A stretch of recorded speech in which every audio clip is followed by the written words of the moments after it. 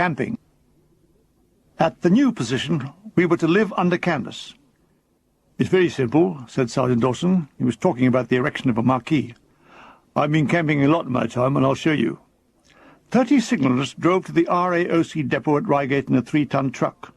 We were shown a great piece of rolled canvas, 6 foot by 10 by 5 foot. From it hung numerous lengths of trailing ropes. In picking the thing up, it was impossible not to stand on them. We lifted. It must have weighed, 300 to 400 weight, and it all seemed to be on my side. It was but a few yards to the truck, but somehow we found it impossible to get there. The lump was moved much in the same confused way that ants carry a twig. There was a fair bit of going round in a circle, 3 paces backwards, a little bit sideways, and lots of going round and round again. Straining around the edge were about 20 gunners, while underneath, taking the weight on their heads, were 10 more. There was frequent swearing, unending strings of instructions, but progress none. The far side of the lump had started to unfold, so the carriers on that side were lost to sight and carrying blind. The whole thing was becoming absurd. The lump was coming to pieces as we continually trod on the trailing ropes. Those on the outside were getting tired, and the lump was getting lower and lower as the men underneath wilted.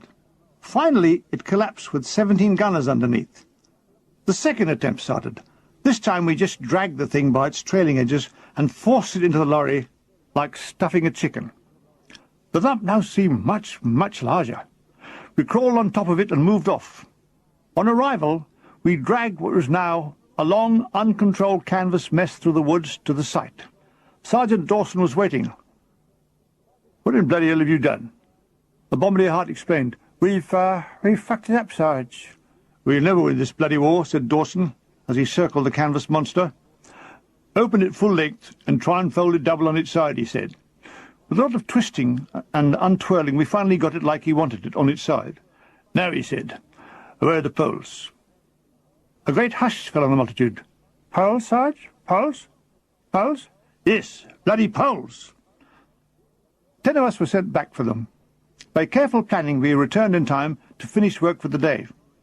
Next morning, the nonsense continued. "First, 3 men take the head of the pole each, right? Now crawl under the canvas towards where the roof is, right?" Muffled cries of so far, so good. "Now when you get to the roof seam, we'll prod the outside where there's a hole for the pole to go in." Muffled. Underneath, the lumps, gunners Balfour, Gordon and White, made their way to the holes. 2 made it, but the third lump stayed still. It was Flash Gordon. "What's up now?" shouted Dawson. "I've dropped me money," said Flash. We stood idly by as the lump moved hither and thither, searching for the money. Finally Dawson, patience exhausted, said, "We can't wait. We're pulling the tent up, and you'll have to bloody well go with it." We were all given a rope each. 8 men held the base of the 2 poles. "All together, heave! Marvellous!" We got it up on one side and had it down on the other side on top of us. "You bloody idiots!" yelled Sergeant Dawson. All the time, Gunner Gordon's lump groped back and forth, swearing the air blue. It came to the point where the marquee was at least standing upright, but covered in mud with a dozen gaping holes. Now came the tent pegs. The hammering in passed without incident. But something looked wrong. Suddenly it dawned. "You stupid pricks," said Dawson. "The bloody thing's inside out." "Well, let's sleep on the outside," I suggested. He hit me. The whole lunatic job started again. By sundown the thing was up. Gunner White found Gordon's missing money. That night we all drank Gunner Gordon's health. A mile away in the dark, Gordon, on his hands and knees, was searching the ground with a candle.